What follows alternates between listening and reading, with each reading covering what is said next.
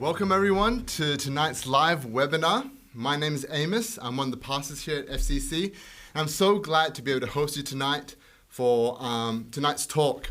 This is the first part in a 4-part series where we'll be covering things on relationships. In the coming weeks, we'll be covering topics like how to choose a life partner, what's the purpose of being single, what's the meaning of being single for a season or for a reason, and also aging, how to age gracefully. Those are really interesting topics that will be coming up in the next few weeks, but tonight we'll be talking about interpersonal communication. I think we all can become better communicators and learn how to foster and nurture deeper and more meaningful conversations and interactions. So really excited for tonight. Just a couple of things to know before we get going. One is that we'll be having 2 Q&A sessions, one in the middle and one at the end. So if you have a question that you want Pastor Benny to answer, make sure you ask it by clicking the Ask a Question button. It should be there on the right of your screen. You can also vote for the question that you want answered the most. So that question will be more likely to get answered. I can't guarantee that we will answer it, but it's more likely that we will. So I encourage you to do that as we go along. Make sure you ask questions that you have for Pastor Benny. Well, I'm really excited for this session. I believe there's lots that we can learn. So over to you, Pastor Benny. Thank you, Amos. Well, welcome everybody, and thank you so much for joining me tonight. I'm going to take you into a very practical series this round, and my aim tonight will be able to offer to you some practical handles on how we can deepen conversations, not only in our family, but also in our cell groups, in our churches, and even in our workplaces. And I believe that the content will be suitable for every one of us. So let me begin by inviting us to just bow our hearts and let's have a word of prayer together. Father, I thank you tonight for wonderful brothers and sisters who have taken the time to come and sit under the sound of your teaching. And I pray tonight that you anoint your servant so that I may deliver your word with clarity, simplicity, but also with authority. And may your word just inspire us to become better communicators everywhere you have placed us, because we recognize how important interpersonal communication is in building and nurturing good relationships. So we commit this time now to you in Jesus' name. Amen. Amen. Now, let me begin tonight with a funny story that I came across some time ago. Now, the story was told of a rather old-fashioned Swedish lady who was planning to rent an apartment in Florida, in the United States, off the internet, without actually visiting, but just off the internet, she was going to rent it. And after looking at all the photos that were sent, she was quite pleased with it and was almost ready to seal the deal when she suddenly recalled that she hasn't seen any toilets in the photos. And at that point, she wanted to make sure that the apartment was fully equipped with toilet facilities and all that. So she wrote this email to the owner, who happens to be a Methodist pastor, okay? And in her email, she referred to the toilet as WC. Which in Europe literally means water closet, right? Or a toilet, WC. Well, the pastor didn't know what a WC is because he's over in Florida. But being a Methodist pastor, when he received the email, the first thought that came to his mind was that WC must stand for Wesley Church. So you got to imagine the horror of this Swedish lady when she received this reply from the pastor. Now picture this in your mind, okay? That she is thinking about a toilet, but the pastor is thinking about Wesley Church. So here's what the answer looks like. The pastor wrote, "Dear Madam, I take great pleasure in informing you that the WC is located 9 miles north of the apartment and is capable of seating 250 people at one time. Now, I admit that it is quite a distance away if you are in the habit of going regularly. But no doubt you'll be pleased to know that a great number of people take their lunches along and make it a picnic at the same time. And they usually arrive early and then they stay late. The last time my wife and I went was 6 years ago, and it was so crowded we had to stand up the whole time we were there. And the best time to go is really during the summer, when the most delicate sounds can be heard for miles around. Now, it may interest you to know that right now there is a dinner planned to raise money to buy more seats. And they plan to hold a dinner in the middle of the WC so that everyone can watch and talk about this great event. Now, I would like to say that it pains me very much not to be able to go more regularly, but it is surely not for lack of desire on my part. As we grow older, it seems to me more and more of an effort, particularly in the cold weather. Now, if you should decide to come down to the WC, perhaps I can go with you for the first time. And I will sit with you and introduce you to all the other folks. This is really a friendly community. I look forward to seeing you there. Can you imagine how shocked that Swedish lady would be? And you talk about miscommunication. That is truly a miscomm. And I think it is so important when it comes to the area of communications, because it is one of the most major preoccupation of the human being, right? We are communicating all the time. And when you think about it, we spend a lot of our waking hours communicating, either through speaking or through writing. Now, it'd be good to answer this question. So what exactly is communication? How do we define communication, if you like? I think the simplest definition I have found is one that is written by Myron Rush that goes like this. He put it this way: it's a process we go through to convey understanding from one person or group to another. Now, let me repeat it one more time. Myron Rush said, communications is a process we go through to convey understanding from one person or group to another. And the key word in this definition is the word understanding. Understanding. See, and the whole point of communication is to convey understanding. So, how does understanding occur? Now, unless and until understanding is conveyed, communications have not really taken place. So, listen carefully to me, brothers and sisters. We must not mistake the tools or the means of communication for communication itself. By that, I mean this. I can talk to you from now until tomorrow or until my face turns blue, but if you do not understand what I'm saying, communication between us has not taken place. I can write you 1,000 emails, but if you didn't read it, and you didn't understand what I'm trying to say, then communication between us has not taken place. I can make a first-class presentation tonight, but if you did not follow me, if you didn't understand what I'm trying to say, then communication has not happened. So therefore, communications is really a very others-centered process. It's all about the other party that we are seeking to communicate with. Oftentimes I hear people complaining, especially parents complaining something like that. I can't understand my children. They just won't listen to me.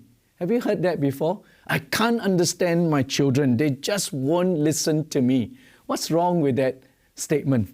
I tell you what's wrong.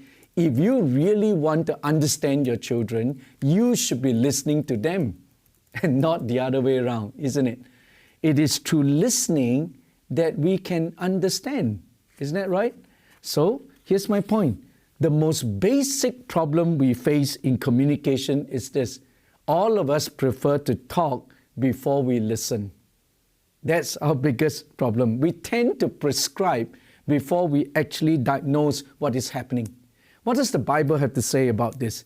James chapter 1 verse 19, the Apostle James says, "Therefore, my beloved brethren, let every man be quick to listen, slow to speak, and then we'll be slow to anger. Quick to listen, slow to speak, and then we'll be slow to react." You see, so that's the point. After all, you need to remember that God made human being with 2 ears and 1 mouth, which means what? We should be listening twice as much as we speak. See, listening is so important in good communication. It's a starting point. In fact, Larry Spears, in his writing on the 10 characteristics of a servant leader, actually put listening as the first essential of servant leadership. Let me read for you what he wrote in his book. He said, "Traditionally, leaders have been valued for their communication and decision-making skills. Servant leaders must reinforce these important skills by making a deep commitment to what? Listening intently to others. Servant leaders seek to identify and clarify the will of a group. That means it is through listening that we understand what is the will of the group. And they listen receptively to what is being said and also not being said.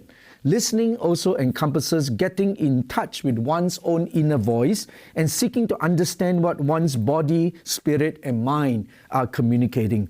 Listening, coupled with regular periods of reflection, are essential to the growth of the servant leader. Let me repeat that last phrase again. Listening, coupled with regular periods of reflection, are essential to the growth of a servant leader. Since listening is such a critical part of good communication, I want to begin tonight by talking to you about 5 different levels of understanding that comes through listening. There are 5 different levels of listening, and it goes like this. Level 1 is what is known as blank listening. This is when you are physically present, but you are not really listening at all. So you are basically ignoring the speaker.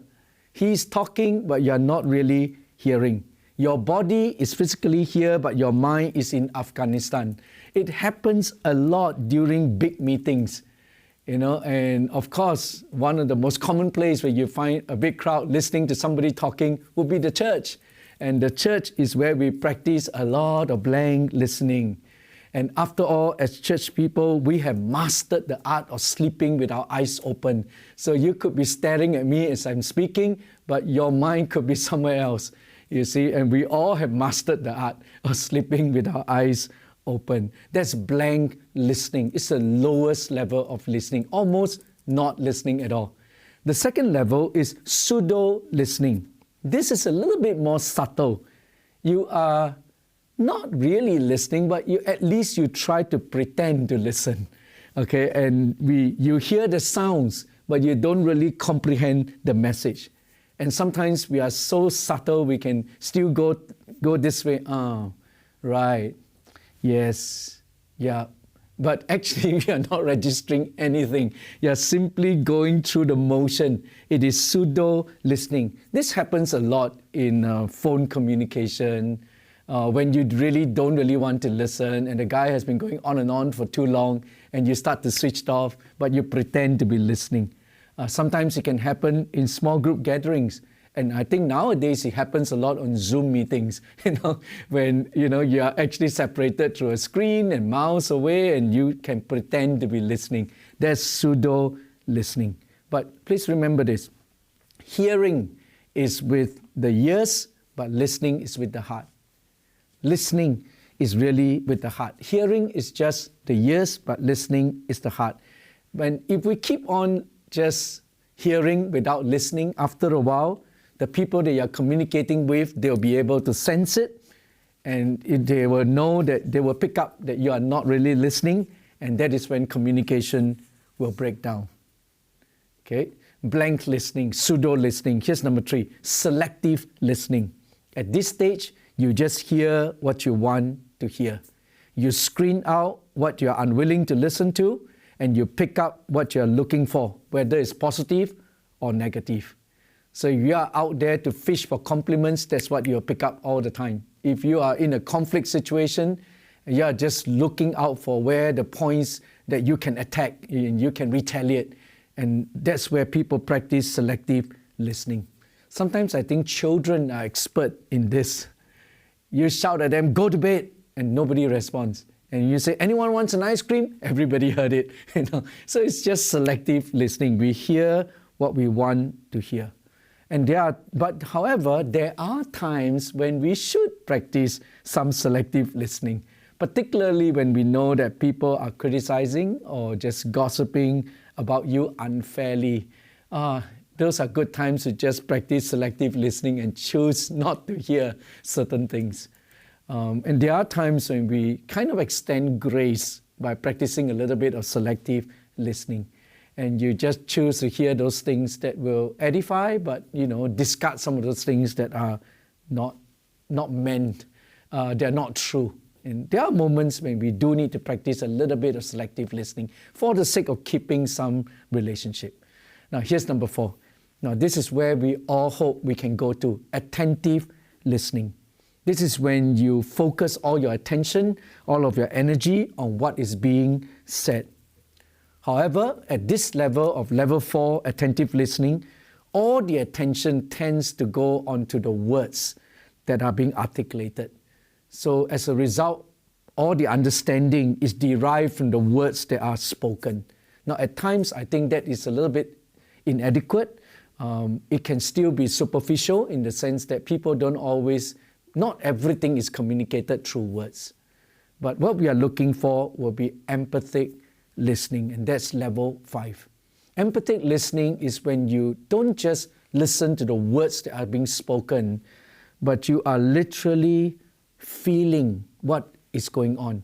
You're hearing the subtle nuances of what is said and also what is not said. This is the highest level of listening. And there are very few who actually touch this holy grail of communication. Sympathy is when we feel for another person, but empathy is when we feel with another person. You can almost identify with the speaker. And this is when our understanding is derived not just from words that are spoken, but we are also hearing the emotions, the feelings, the perception. We are hearing the body language even. We are observing all these things, and as a result, forming a fuller picture of what is being said. And now it is no longer just verbal, but it is hidden communication as well. And I think as Christian leaders, there is a level that we can go even deeper, and that is to learn to listen with the Spirit. And as Christian leaders, we need to listen not just to what is said physically or verbally or even emotionally, but we go beyond to be able to hear and discern what is being said spiritually. What is the Spirit that is pouring forth all these emotions and words? We can then derive understanding not just from heart to heart or mind to mind, but spirit to spirit. And this is why I think oftentimes in deep communication, counseling and situations like that, we really also need to ask the Holy Spirit to give us discernment so that we can hear not just verbally or emotionally, but also spiritually. And sometimes when we are counseling and listening to people share their hearts with us, we are doing it with the Holy Spirit as our interpreter, because He is actually helping us to see and to discern what is going on. So some of us may be able to master the art of praying as we are listening. So as the person is speaking, inside in our spirit, we are also asking, Holy Spirit, show me what is going on. Show me the heart of this, and we are empathizing with our people, body, soul, and spirit. And then we understand the deeper issues. We begin to perceive the real needs, the deeper concerns. Then we can get to the root of the problem. What really is driving this whole thing? See, so in summary, can I put it this way? I think when it comes to listening, we always practice this. You speak like as if you are right, but you listen like as if you could be wrong. I think that's the best way to communicate.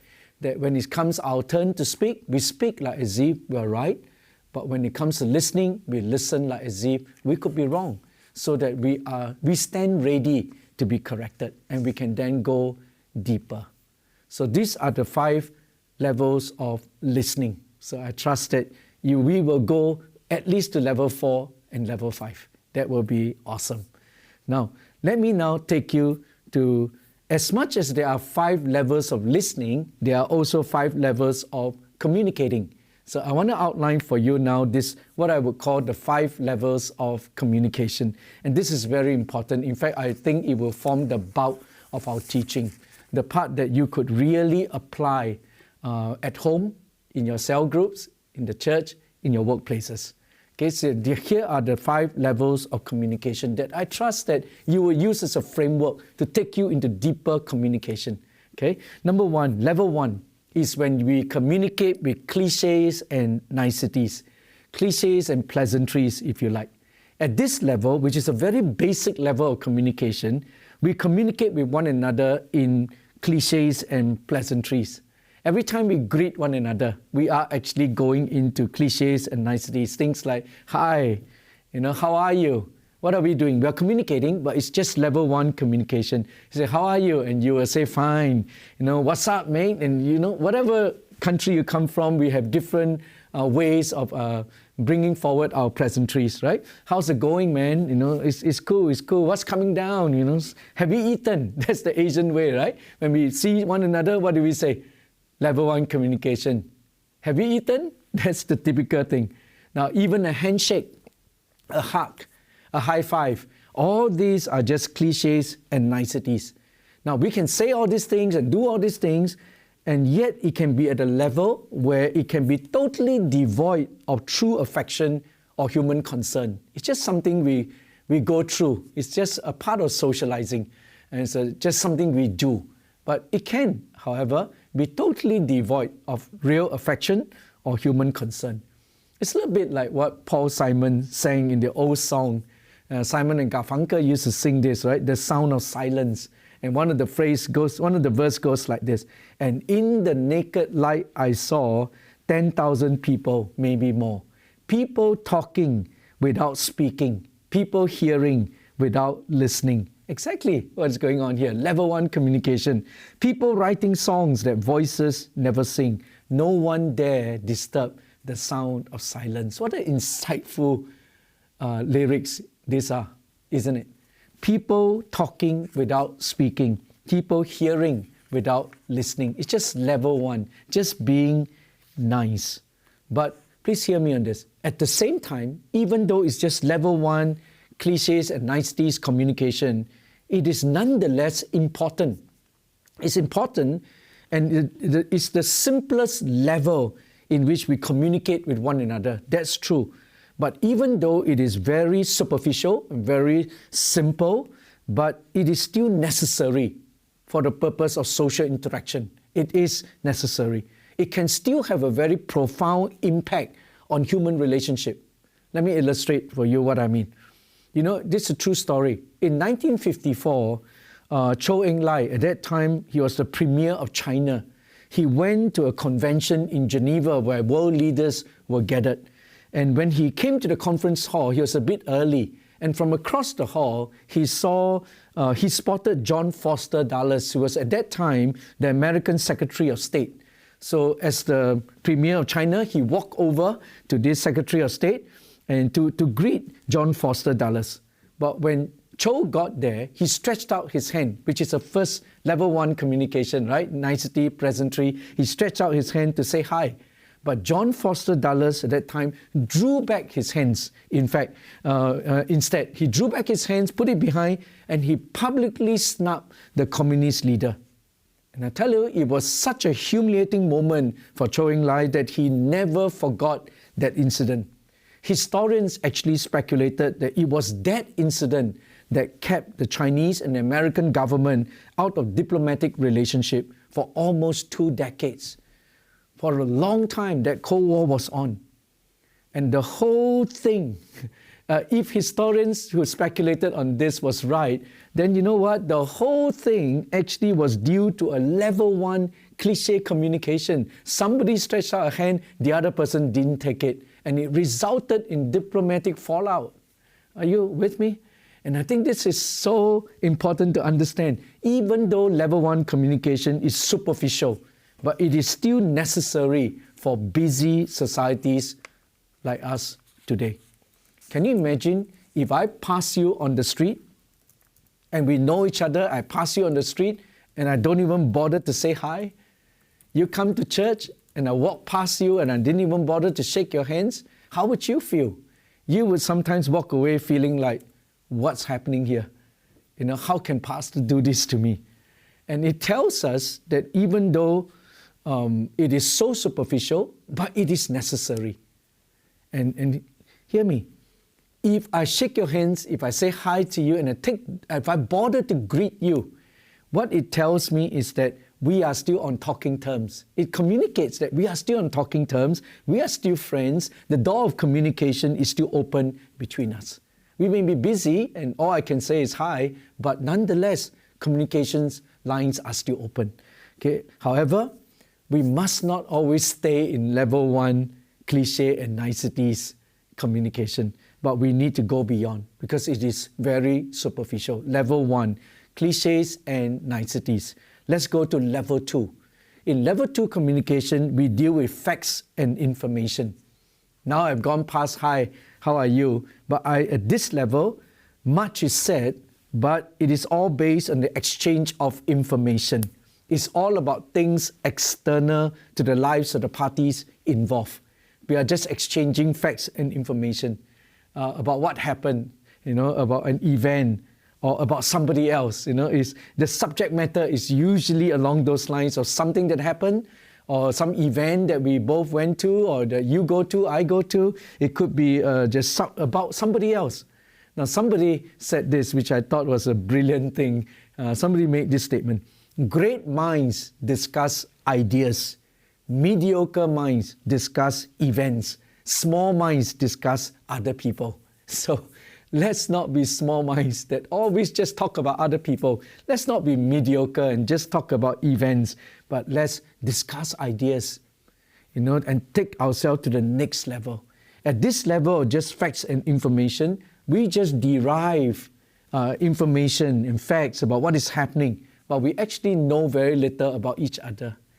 At the end of a level 2 communication, I walk away with more facts and information about something or someone, but I know very little about you, and you know very little about me.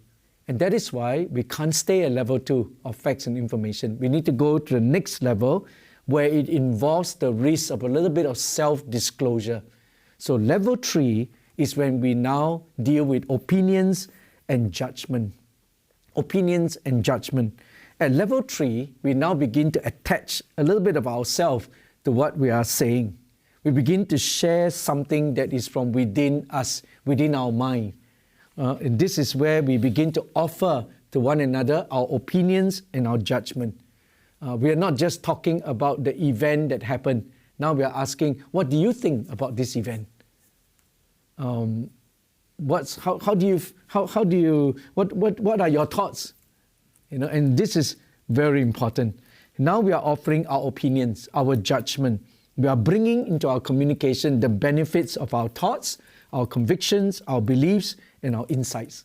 Now, of course, at this level, there's a little bit of risk now, because whenever we volunteer our opinion, whenever we volunteer our judgment, we stand the risk of being shot down. You may not agree with my opinion, and this is where we take the risk of being able to share our opinion, share our judgment, and be prepared to take no for an answer. Okay, but it is necessary for us to take such risks so that there can be an exchange of values, opinions, and beliefs, in our communication.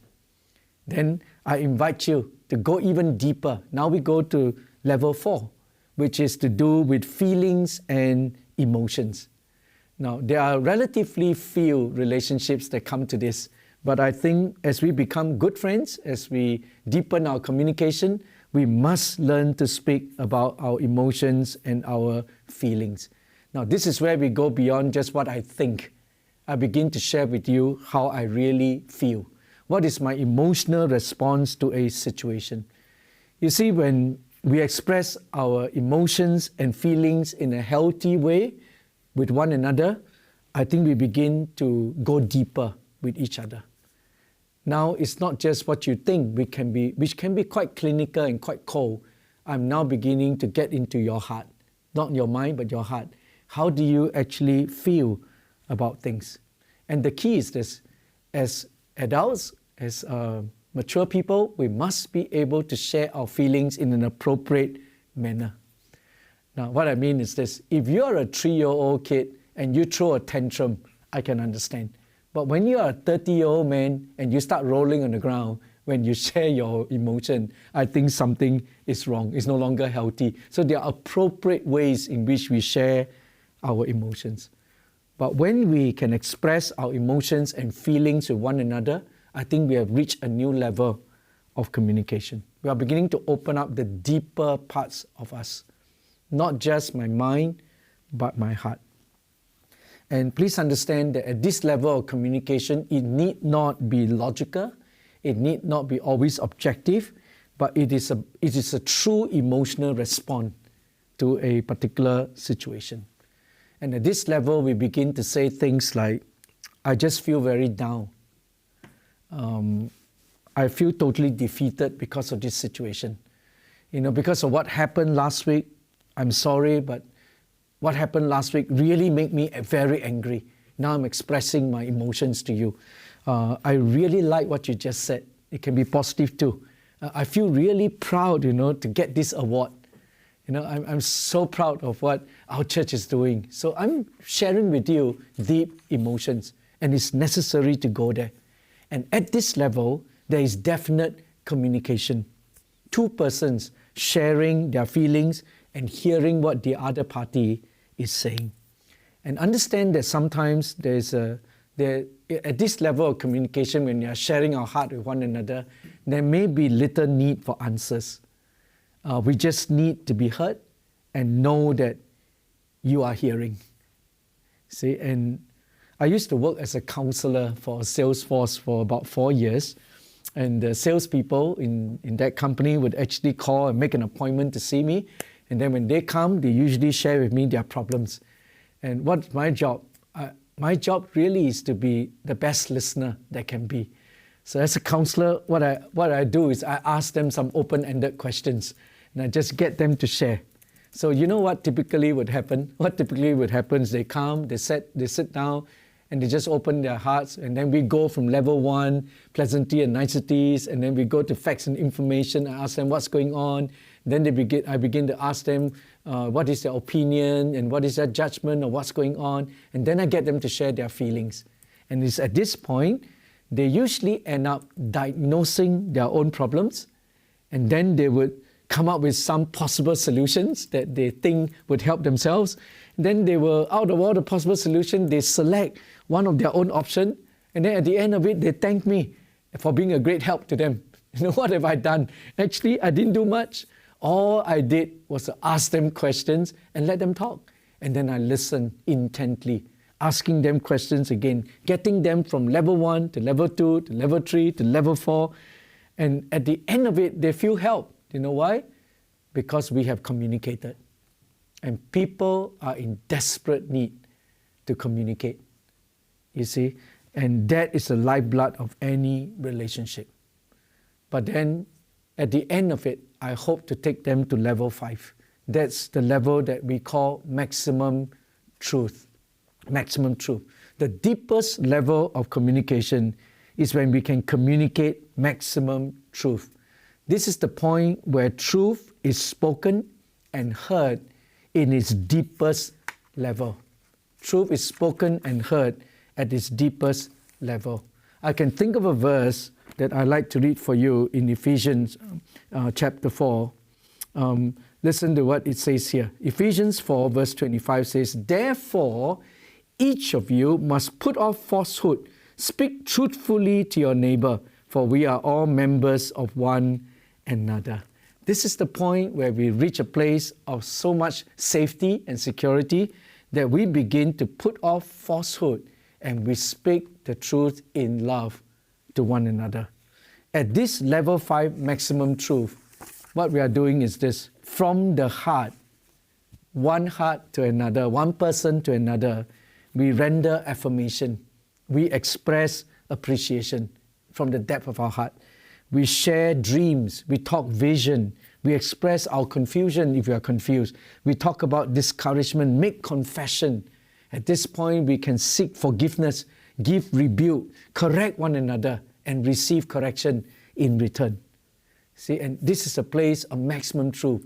We learn to tell the kind truth to one another, speaking the truth in love. And this is when we reach a point in our communication where the deep felt things in the spirit can be expressed and transparency is achieved.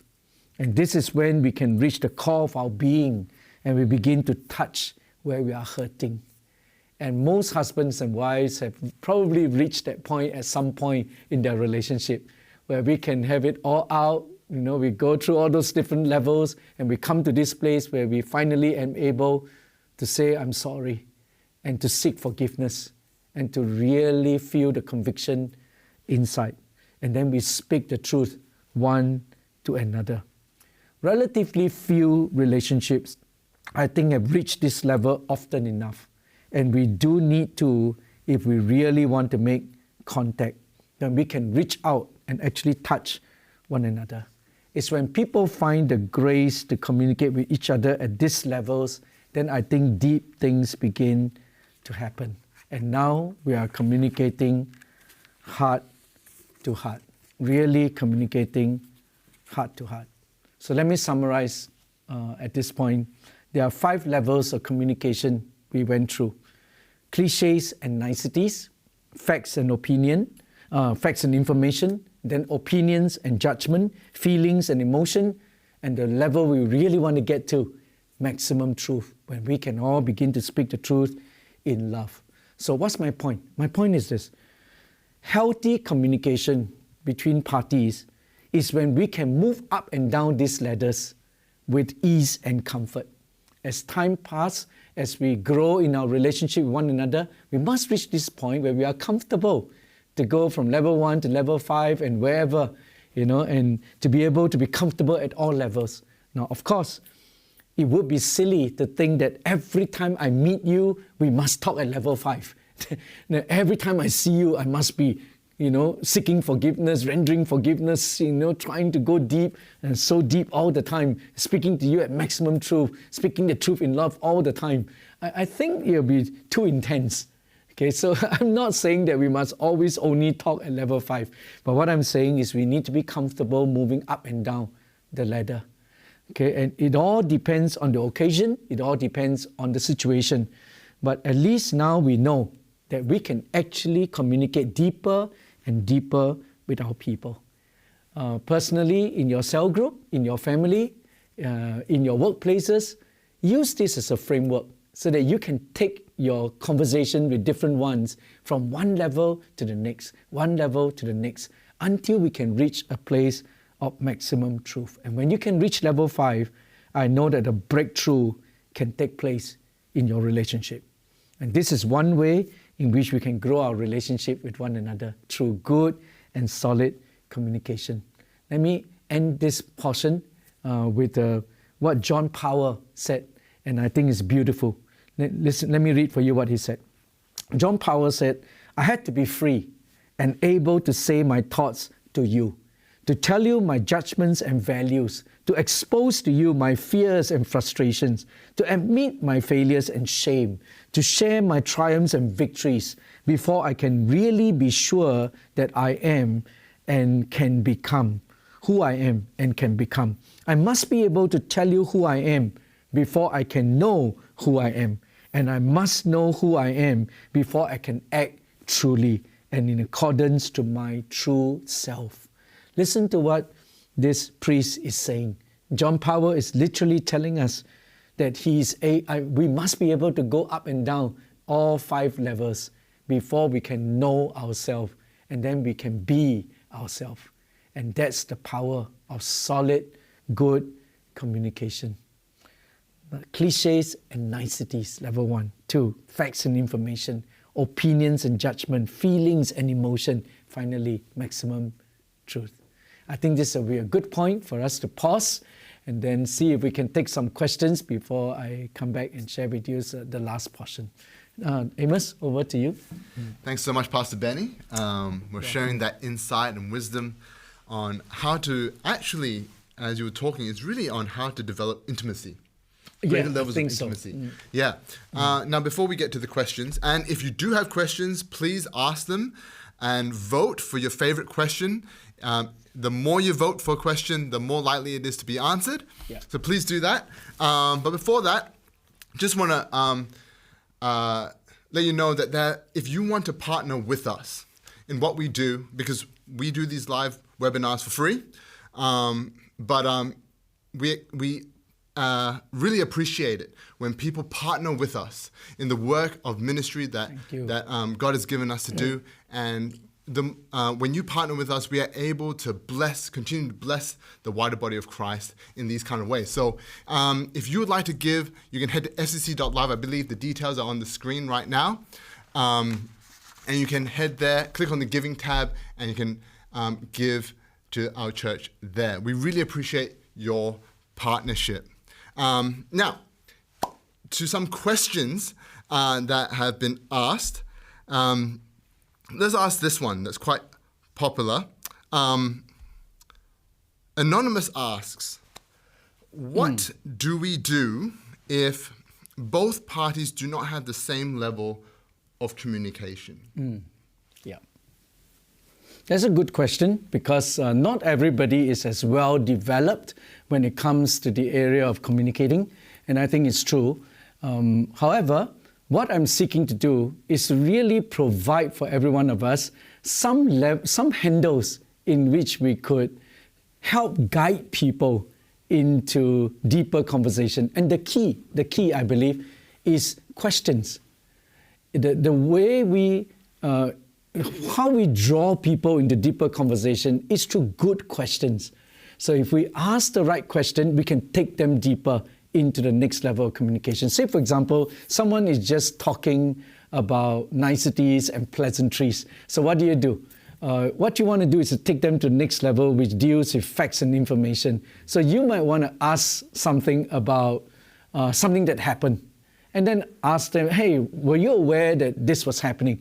And then get their response. So it's either yes, no, and then you can begin to ask, oh, were you there? And then that will get them deeper. And then when you ascertain that they were there, they actually experienced it, then what do? We can now ask the next level of question. What do you think about that? That's a good question. What do you think about that? And then after they share what they think, you ask the next question. But now that I appreciate your opinion on this, but how do you really feel about this part of it? And then you are getting them to actually share something from within. And so we are moving people to get them used to talking not just about facts and information or opinions and judgment, but to get them to share their feelings and their emotion. And once people go there and they get used to it, I think we can improve in our communication. And really, we can help people by the right questions, leading them. But keep that framework in your head. It will really help you. Great. So when you say ask better questions or help guide them to the next level, is it so? Say we're on facts and figures. That's the level of our communication. Right. To go deeper, would we then ask them the next level of communication? Yes. Will we ask questions on that level? I think you can stay a while in a level and then don't stay there too long. We go into the next level so that we go deeper and deeper. And I think that people build relationship through communication. So over time, as trust is being built and the way we respond to their responses is also important. So that we can affirm what they say, we can encourage them, and as a result, the trust is built. And once trust is built, people tend to open up a little bit more. So the environment is safe now. Yeah. Well, I think that leads on to a really good question by another anonymous viewer who asks, well, how do you respond when the other party is not willing to deepen the friendship or improve their communication as much as you do? So you want to go deeper, but the other party is reluctant to do so. Yeah. Well, if we are really reaching out to them and seeking to draw them deeper, but they really are not ready to go any deeper, I think sometimes we really cannot force it. Intimacy cannot be forced. Intimacy is something that we give to one another over time as trust is being built, and I do not think that forcing it is going to help. So I would rather wait. I would rather then continue to affirm, continue to communicate, and also model it by myself being willing to open up. I take some risks, even though I know he's not that keen, but I can take some risks to share my heart with the person and see their response. And hopefully, after enough modeling, after enough risk-taking on my part, that person can also open up. And that hopefully will help build the relationship, especially when we are dealing with relationships that we cannot do without. Like our families, cell members, we can't just say, you don't want to relate to me, so I don't relate to you. We can't. We had to reach out and continue to build those relationships. Yeah. It's a necessary relationship. Yeah, I think, now, especially with different people with different personalities, Yeah. You mentioned trust is a big thing, and some people have a natural higher level of trust than other people. I just feel, Yes, true. Yes. Yeah. And some people are just more Some reserved. are just more cautious. Yeah. Yeah. Yeah. And so with those people, I think you're absolutely right that volunteering, Yeah. showing that vulnerability Yeah. can really help draw that person out and make them feel safe to go deeper into intimacy with you. Do we have time for one more question? Yeah, sure. Yeah, just one more question, why not? before we get back into the content. Is it appropriate to have a level 5 communication, maximum truth, with someone of the opposite gender, and you're both not in a relationship? That's a good one. Yeah. Yeah. Remember when we were going through the webinar on mentoring, I did bring up the idea that it is important that we understand what we're trying to avoid here. So when a man and a woman is talking very deep with one another, what we're trying to avoid is a wrong soul tie and a wrong bonding that is too deep for the level of relationship that you should have. And so what would cause that bonding are two things: frequency and intensity. So what we have here now is intensity. When you're talking at level 5, it's intense. And therefore, you have that one hand already, which is intensity. So can you imagine if you also have frequency? So when the frequency and the intensity is there, you meet very often and you're talking at level 5 one-on-one, the chances of two hands coming together and making a sound is pretty high. And therefore, the bonding will happen. And when the bonding happens, and it keeps on having that bond, it ultimately, bonding, emotional distance between the two of us will get shorter and shorter and shorter, and at some point it's going to meet.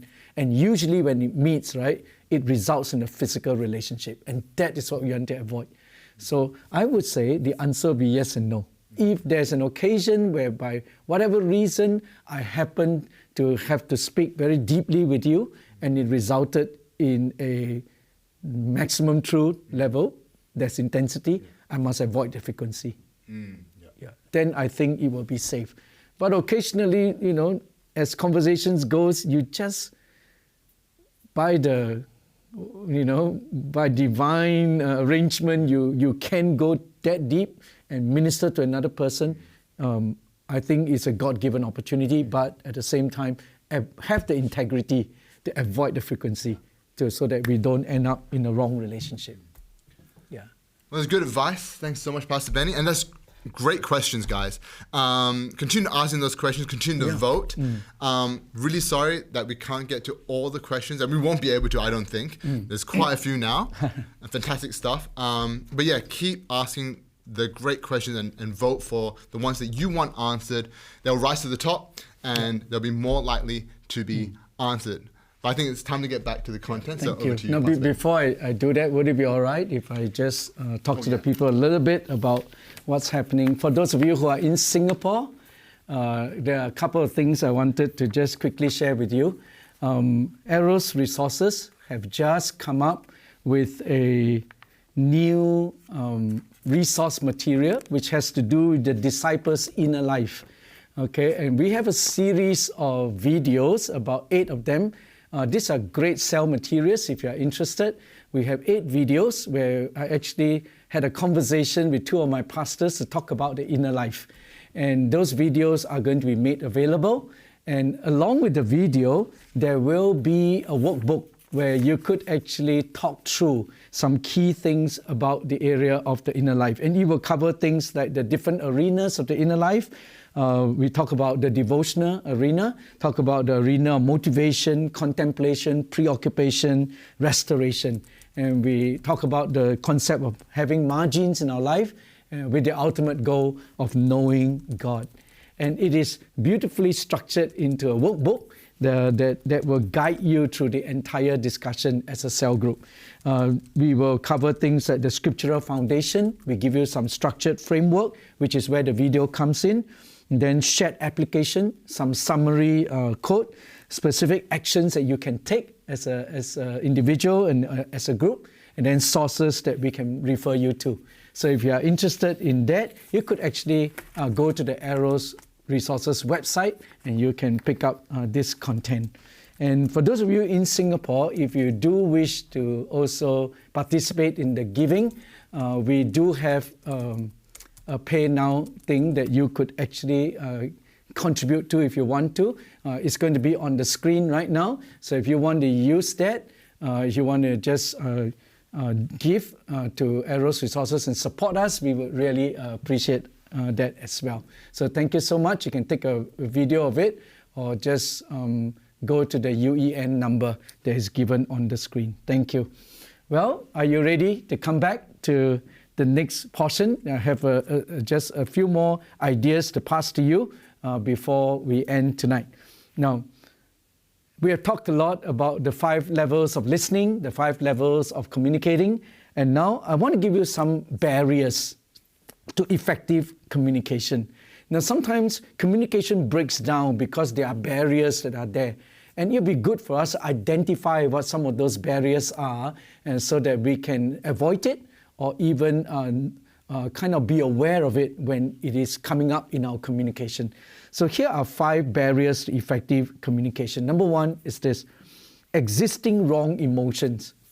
There could already be emotions that are negative between parties, and we need to be aware of it. And when there are negative emotions that are already there, it really affects what we hear and how we say things. So be conscious of the existing wrong emotions that could already be there. If you have already been offended by another party, in that communication, it's going to come forth. And it may color the way that you hear and color the way that you speak. So be conscious of existing wrong emotions. And sometimes there may be a need to go to level 5 and admit it, that I'm actually upset with you, and then really deal with it. Existing wrong emotions. Number 2 are underlying prejudices. Now, we all have our prejudices, either culturally or ethnically. We all have our prejudices, and it's good to be aware that if we do have some prejudice, we should be conscious of it and deal with it. Other times, communication breaks down because we hold differing values. What is important to you may not be as important to me, and vice versa. Inappropriate words. Sometimes communication could have been hampered because we use words that are inappropriate, or when we start to use swear words and when we start to use angry words. There are words that are inappropriate, and it actually can break down our communication. We want to avoid that. We should always speak to convey understanding. And in our conversation, we always seek to generate more light than heat. What's the point of generating heat and getting everybody heated up with words that are feisty? But why not generate light and help people to understand where you're coming from? So it's therefore important to choose the right words in our communication. The other thing is our tone. Communications is so important when it comes to the area of the tone. Sometimes a mistaken tone can really communicate the exact wrong idea, the opposite idea. You need to understand, if I can draw a picture for you right now on the board, that people actually derive understanding in different ways. If I can just show you a little diagram here. I think about 7% of our understanding when it comes to communication is derived through our words. Okay, 7% comes from our words, but about 38% actually comes from our tone. So the way that I say those words communicates a lot. And you actually pick up the communication. About 38% comes out of the tone, but about 55% actually comes out of our body language. Okay, our body language makes up about 55% of our communication. So think about this. 7% only is derived from words, 38% derived from tone, and about 55% derived from our body language. Okay, 7%, 38%, 55%. So when you think about it, the total communication, a lot of it comes from what I see in your body language, your facial expression, how you carry your hands, your body tells me a lot.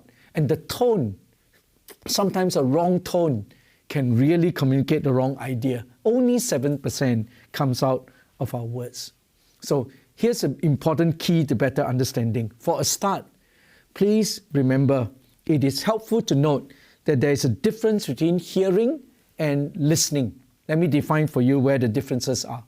Hearing is a word used to describe the process where our ears receive info or data and then transmit it to the brain. So what is hearing? Hearing is simply the process of our ears receiving data, receiving info through words, and then transmitting it to the brain. That's hearing. Okay?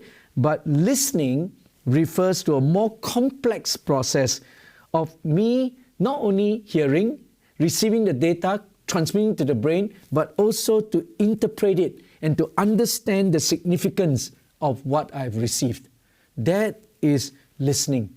So hearing is with the head, with the ears, but listening is with the heart.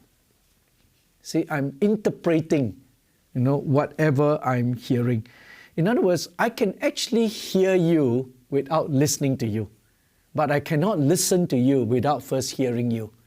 See, because there are two different levels altogether. So may God make us not just a hearer, but a listener. Okay?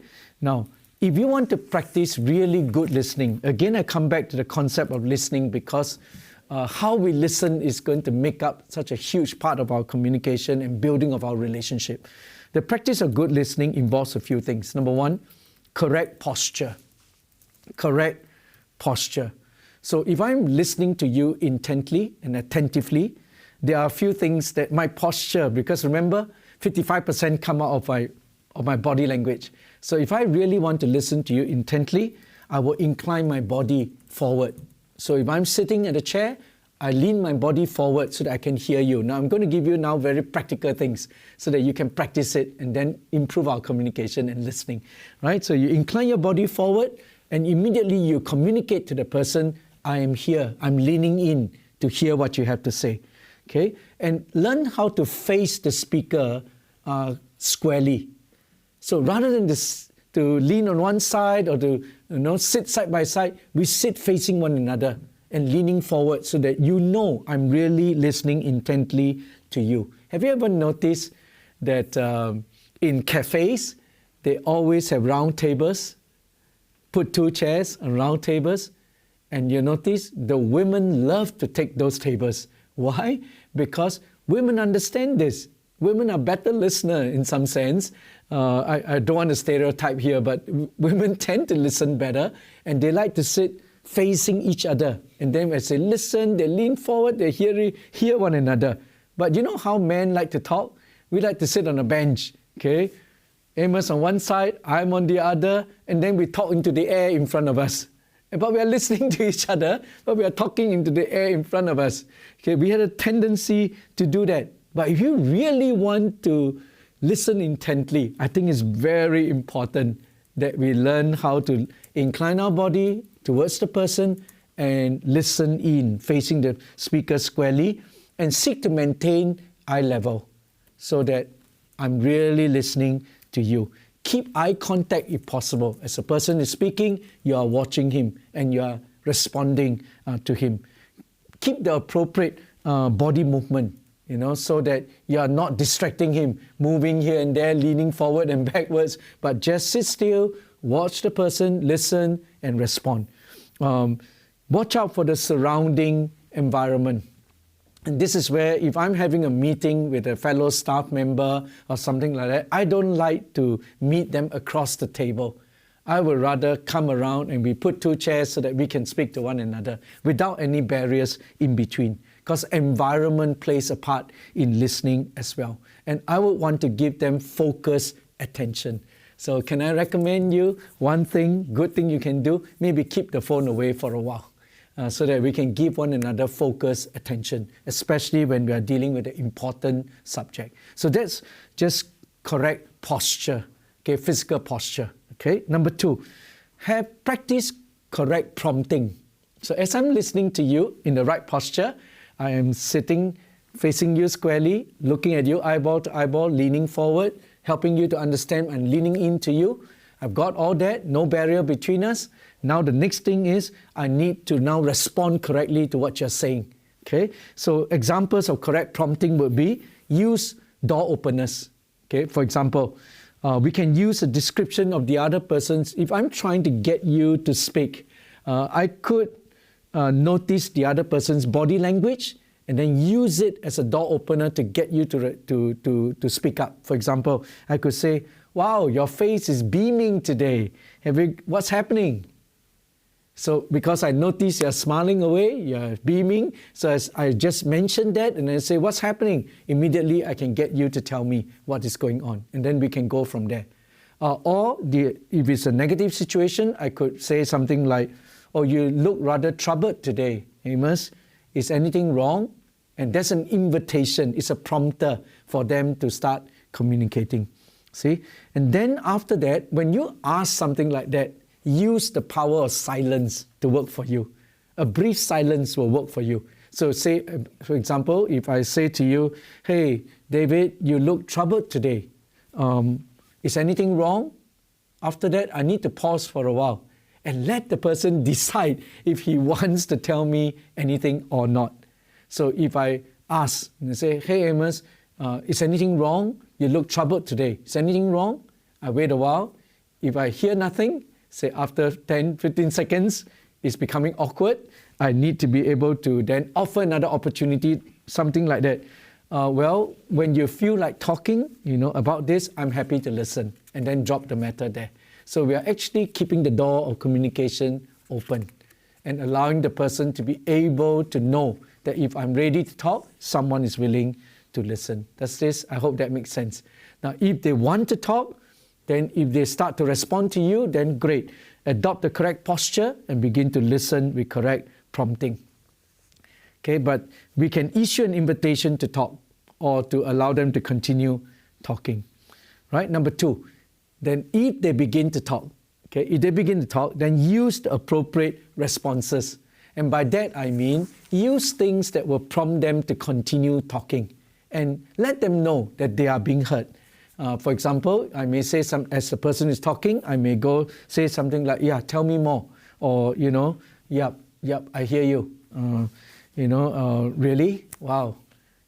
Oh, that's really hard." Respond to that every now and then, so that people know that you are hearing them. Okay, and so if we just sit and listen without any response, after a while, it feels like a monologue. So you do want to listen, but give the necessary prompters to keep them coming and keep them opening. Okay? And number 3, if you do want to ask a question, if you feel like you want it to go a little deeper, ask the right question. And the key is this: use open-ended questions. In other words, questions that allow the speaker to give a response other than a yes or no answer. So I would rather ask, how did you feel when this thing happened? Now, that is an open-ended question. How did you feel when this happened? And then the person can say whatever they want. Rather than to say, "When this happened, did you feel bad?" Then what's the answer? The answer is yes or no. And that is a conversation killer. So rather ask open-ended questions so that people can respond whichever way they like. And that will take you on the stream of conversation will continue. But once you have a yes or no answer, then the answer is yes or no, and you have to keep the conversation going after that. See? So use that. Then number 4, always use attentive silence. The listener needs to learn the value of attentive silence in freeing up the speaker to think, to feel, and express himself. So don't be afraid also to allow moments of silence when the speaker needs to think and needs to process something before he could express himself well. The Jewish people have a saying that goes like this: the beginning of wisdom is silence. The beginning of wisdom is silence. The book of Ecclesiastes actually tells us there is a time to speak and there is a time to keep silence. And that's true. And by the way, we are going to start a new series in the book of Ecclesiastes coming from this Sunday onwards. If you want to come and have a listen in to our series on Ecclesiastes, come for it, because it's going to be an amazing series. Now, let me come back to this. The effective listener is able to do both. Okay, but I want you to note that, however, if you are able to respond to them and prompt them to keep them coming, but also at the same time you will know when you should keep quiet and allow the person to process and to think before he responds again. Okay, but also note that excessive silence, however, can also be undesirable because it can backfire on us when there's too much silence. Silence, when it is overdone, is no longer golden, but it can show a lack of response to the person who is speaking. So just learn how to balance attention with all this. So those are the few simple prompters I would like to leave with you so that you can be a better and better listener. Now, before I finish, I want to give you some tips that can perhaps help all of us. And I really want to make this as practical as I can. I know that these are all very practical things we need to practice. And here are some tips to build interpersonal communication and build relationship, as it were, within our family, within ourselves, within our church, and even our workplaces. Okay? And here are a few simple things I'd like you to think about. Number 1 is this: always make it a practice to greet people. If you want to build interpersonal relationships within your family and workplaces and all that, make it a practice to greet people. I think it was Bill Hybels who once said the most important part of any meeting is not just the agenda, it's not just the time of sharing. The most important part of any meeting is the hi and the goodbye.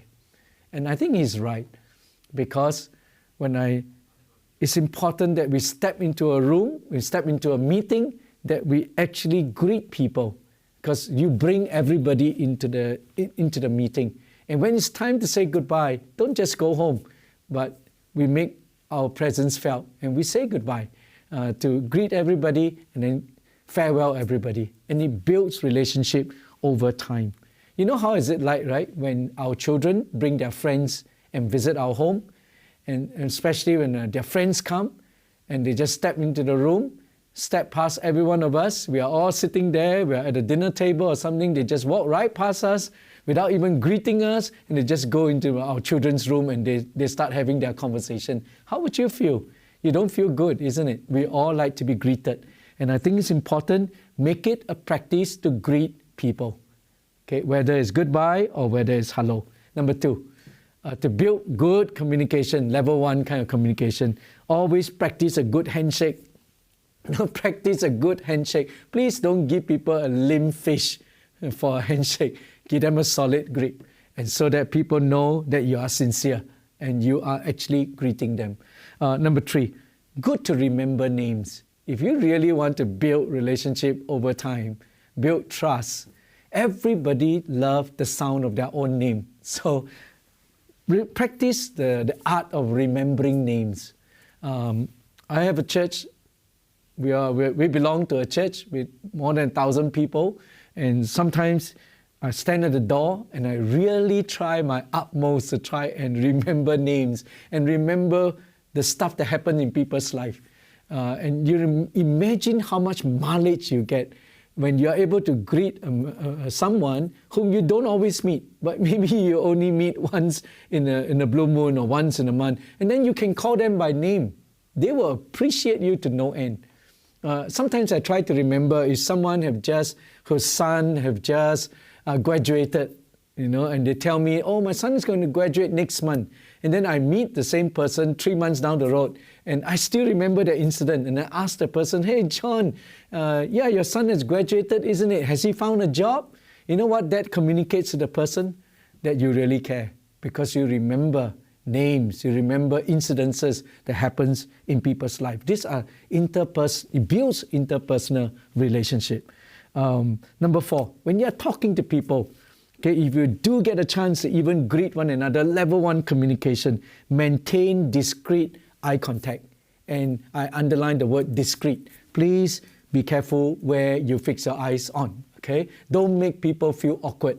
So look at them in the eyes if possible. That's the best place to look, okay? And number 5, be genuinely interested in others.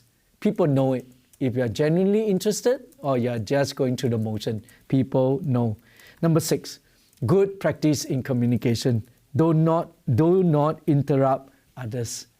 We all have a tendency to do that. I tend to be a fast speaker. Sometimes I would do that too, unconsciously. Someone is talking, and as the person talked, I had a great idea. And before he finished, I jump in to offer my idea. And those sort of interruption really is not only disruptive to communication, I think it can be rude as well. So make it a point. Number 6, do not interrupt others.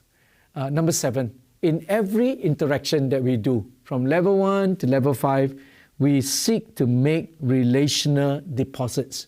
Now, let me explain what I mean by this.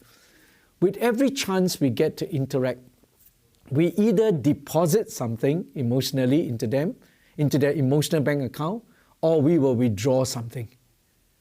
Okay, yeah, occasionally at just level 1 kind of communication, you may end up with neutral, where you don't deposit, you also don't withdraw. But one of the best things we can do is always seek to put an emotional deposit every time we communicate with people. You know how you do that? One good example, encourage them. In fact, the very word encourage is a compound word, en, which means in, entry, entrance, in, then courage. See, so every time I encourage you, what am I doing? I'm pouring courage into you with the words that I say. So can you imagine if you encourage the person when we talk, that person is going to go away with his emotional tank a little bit more full. Why? Because you have just made a deposit. Every time you affirm, every time you compliment, every time you encourage, you are putting a deposit into their emotional bank. And we should aim to do that so that people walk away fuller than when they first met you. That will be a good communication goal for every one of us to follow. Number 8, okay, manners makes the leader. Your manners makes the leader. So mind your P's and Q's. Even as leaders, we must always remember that. Mind your please and your thank you. In interpersonal communication, take the trouble to just say please, would you, kindly. Words like that are powerful, and they actually add value to your relationship building. Same with our emails. Sometimes when our emails can be so curt, Amos, can you get this done for me? That is different from, hi Amos, would you kindly help me to get this done? I just added 2 words, but it makes a world of difference, right? Can you get this done versus can you kindly help me get this done? That makes the person feel valued. It makes the person feel that respected. It makes the person feel that it's a request and not a demand. You see, and words like this, they are just manners actually.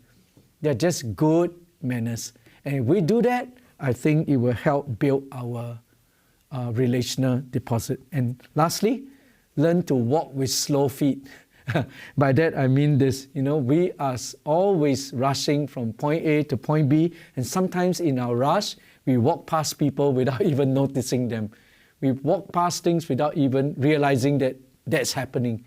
But if we were to just learn to slow down our pace, just walk a little slower. You might observe a bit more things. And then as a result, spot opportunities for a conversation, spot opportunities to create an avenue for interpersonal communication.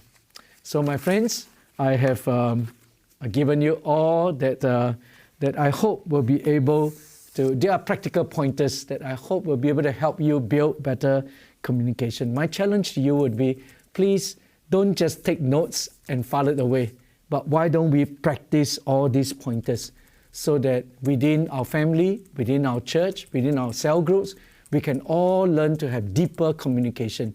The deeper our communication is, the deeper our relationships will become. Thank you for listening tonight. And I'll be happy to take any more of your questions if you have them. So Amos, back to you. Thanks, Pastor Benny. Well, certainly there's a lot there, and I certainly have a lot that I can learn and put into practice. I think it's really practical, which is really good. And there are quite a few questions, and if there's more questions, please ask them now, and vote for your favorite questions.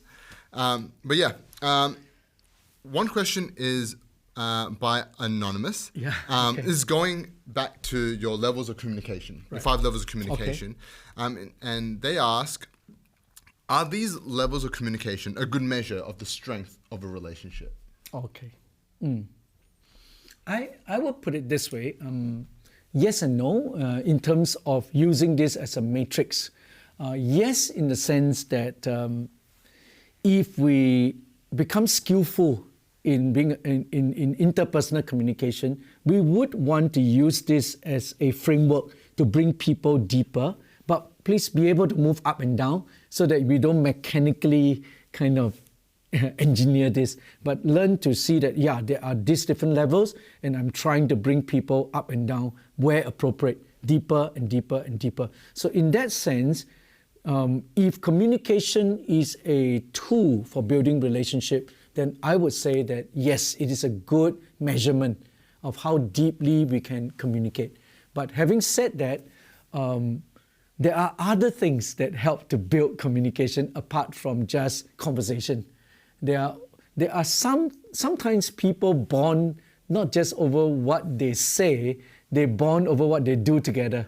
So there are also other things like just serving together, working together, holidaying together, going out together, eating together. These things also add to the whole matrix of relationship building. So I'm just using communications as one of those avenues in which we build relationship.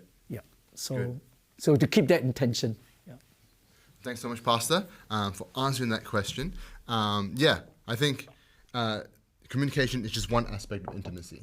There's so many other aspects that form even our praying together could be building spiritual intimacy that you know, we may not be able to achieve through just words that we speak to one another. Well, you covered a lot on how we can be better communicators, like posture and all that stuff, prompters and that kind of thing. But this is a good question. What happens when it's one-sided? How do we deal with a situation where the party only wants to speak and they don't want to listen? When you speak, they cut in. It's kind of one-sided. It's not ideal anymore. Actually, I do have friends who are a little bit like that, and every time we have conversation, I can hardly get 2 words in. And after a while, it can actually become quite tiring. And there may come a point where because sometimes people don't have that awareness that they are actually dominating a conversation. So there may be occasion and where we actually have to say, is it okay if I just share my thoughts here? With words like this, sentences like this, you could get them to actually become aware that I'm dominating.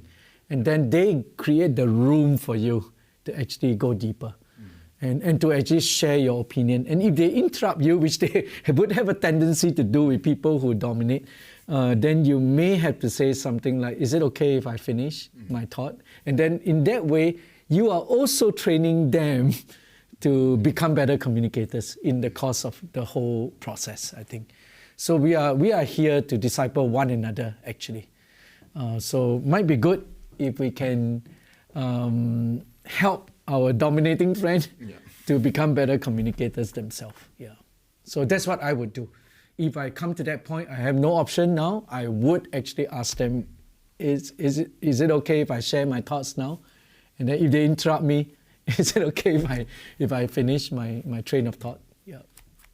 That's good advice. And usually they're not offended by it. No, usually because they they just become know. aware. They know. Yeah. Yeah. That's good. This next question is close to my heart. Yeah, okay. Chin Carling asks, how can an introverted person learn how to communicate to a higher level? And I'm assuming by introverted, he's specifically, or they're specifically referring to more reserved people. Yeah. You see, I think when it comes to, for more reserved people, first of all, you need to realize that being able to speak a lot of words doesn't necessarily mean that you are the best communicator.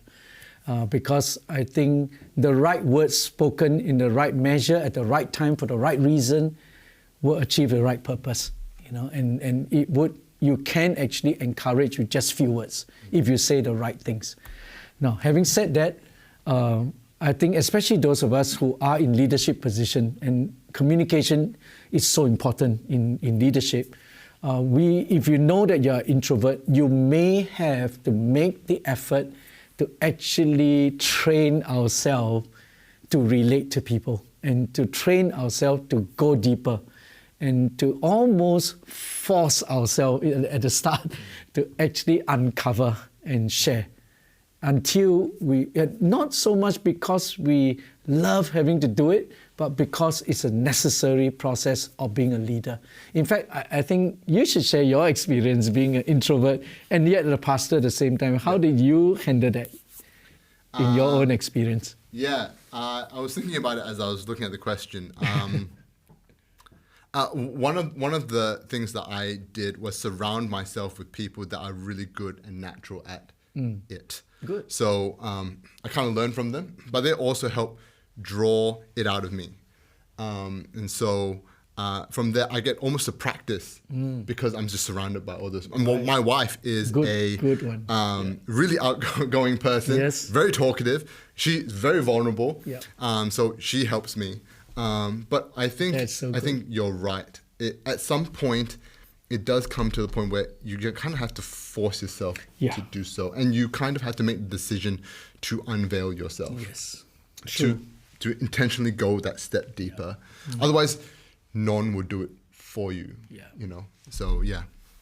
And the truth is this, as I get older, I actually find that I have less and less capacity to become very outgoing. More and more I'm getting, more and more introverted as I get a little older.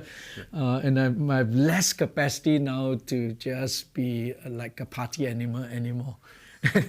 But yet, at the same time, as a pastor, I do recognize that I need to relate. And so I do it sometimes out of responsibility, not just fun.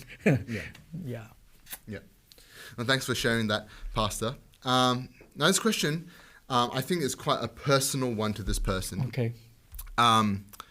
They say, I listened to my mum's grievances sincerely, but at the end she kept saying she regretted sharing all these things with me, and I felt unappreciated. And I'm guessing here, but I believe the question is, what do they do then? In that situation, what do they do? Your advice? Well, I would say that, first of all, we can only control the controllables. So there's some things that are beyond our control. Our desire to reach out, our desire to listen in to a person is definitely a good thing. I think it is honoring to God that we actually seek to reach out to the people that we love and to listen to them. And after they pour their heart out, sometimes they regret it and they may not appreciate the fact that you have listened in, and now they may even feel that you have used that information against them or something like that.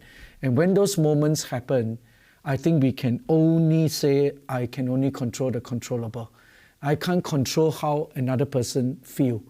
And I also don't want to become resentful about what I've just experienced, but to try to be understanding. Maybe I can draw a picture on the board just so that you could see this.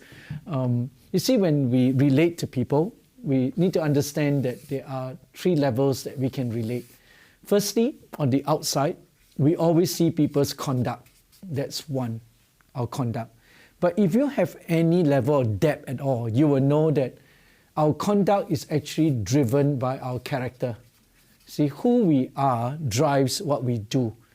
But sometimes we would have noticed that people can act outside of their character. Sometimes the conduct and the character don't match. Like normally the person is not like that, but why is he behaving like that in this instance? But it's because there is something deeper than character that can drive our conduct, and it has to do with the condition of the heart. There's something deeper, which is the condition of the heart. And sometimes people are going through pain. People are going through trauma. They're going through some kind of a hurt. And because they are hurt, it drives their behavior, and that behavior can be outside of their character. That normally they are not like that. But because of the hurt, if it kind of drives them to behave in a way that's outside of their character. And we may be too fast to judge if people sometimes do things to us that is out of a hurt. But we can understand that they are hurting people hurt other people. And if we understand that, we find more grace to be able to let go of certain conduct and character that is not becoming, even of people that are above us. Yeah, so if we understand that, maybe we'll find greater ability to let go and to forgive. And that may be something that's happening right now in your situation. Yeah. Thanks so much for sharing that, Pastor Bennett. As you were sharing all that, and even tonight, it is almost to be a better communicator. It actually starts with us, as you shared. It's a lot on our part, but it's almost how we conduct ourselves and how we communicate starts with our character and our condition as well. Yeah. Or else, what's inside can affect what I'm hearing and how I respond to things. The next question is also really good, and I'd encourage you guys to. I think we have a bit more time left to just vote for whatever questions you want to be answered. Okay. We'll try to get to them if we can. There's quite a few questions that have not been rated yet, so please do rate them, especially those that are a bit new and haven't been rated. But this next question is, if we already know that there are differing values, how do we enter into an effective communication? And I think this is particularly pertinent, say, for Christians trying to relate to, say, a non-Christian. When the starting point, we're not on the same starting point, especially when we talk about faith.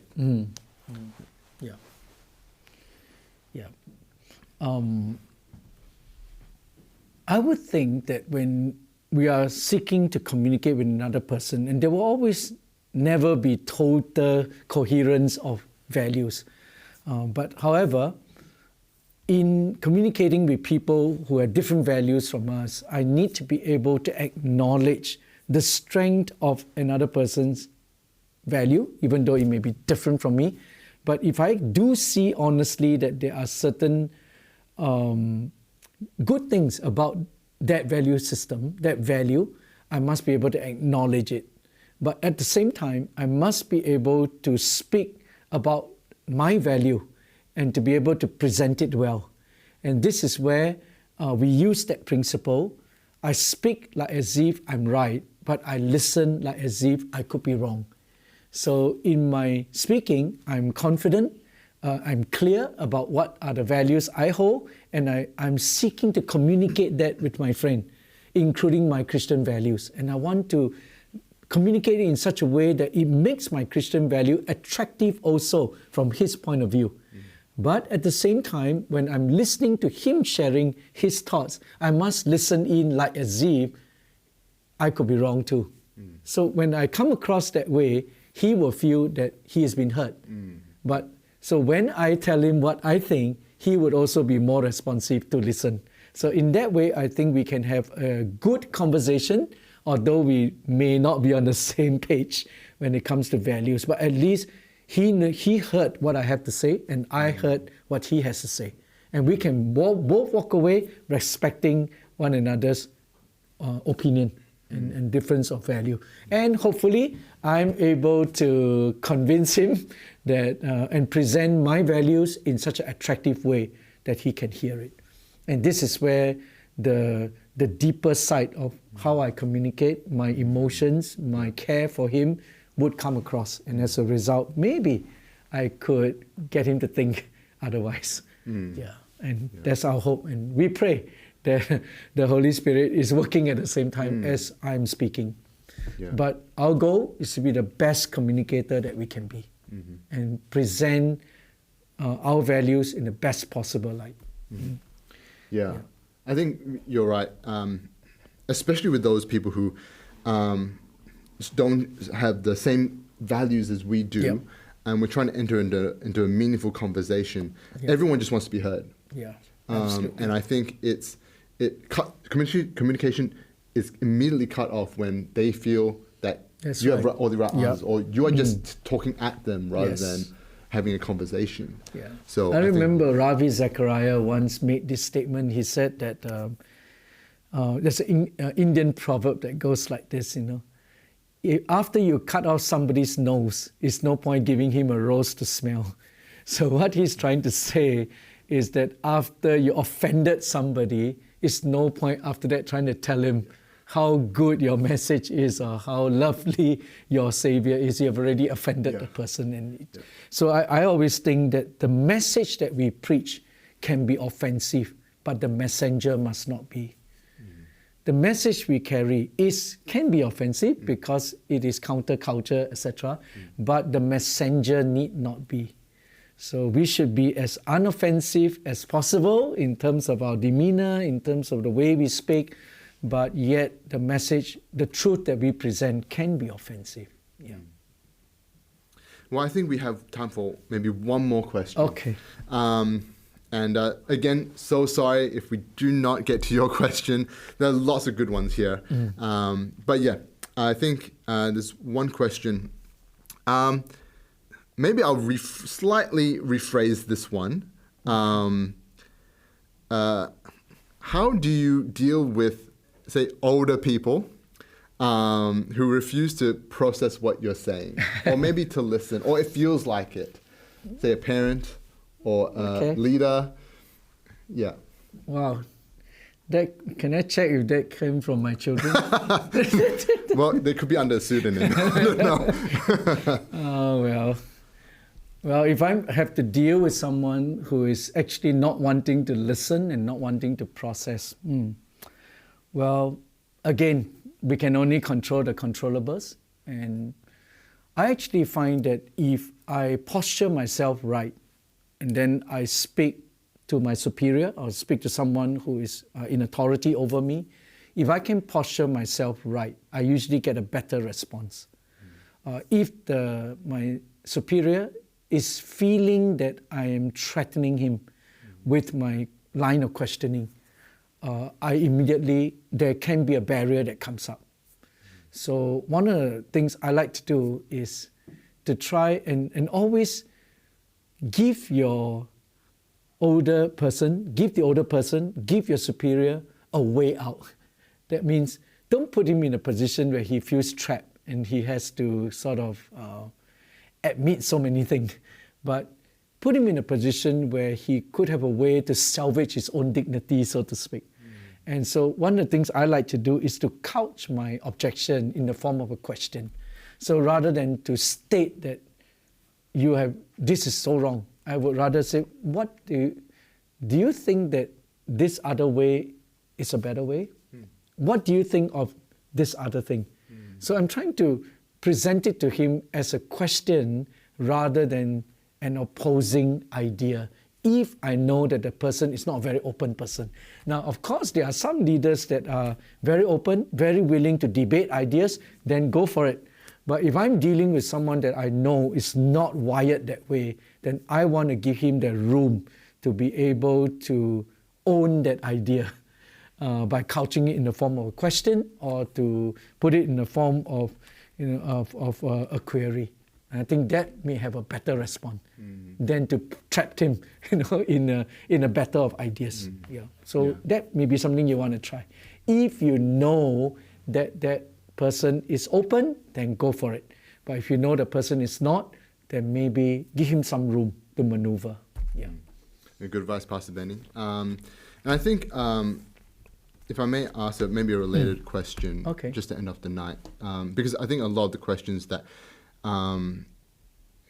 had to deal with non-ideal situations when the other party is either angry or there's raised emotions, and I think we haven't really asked that.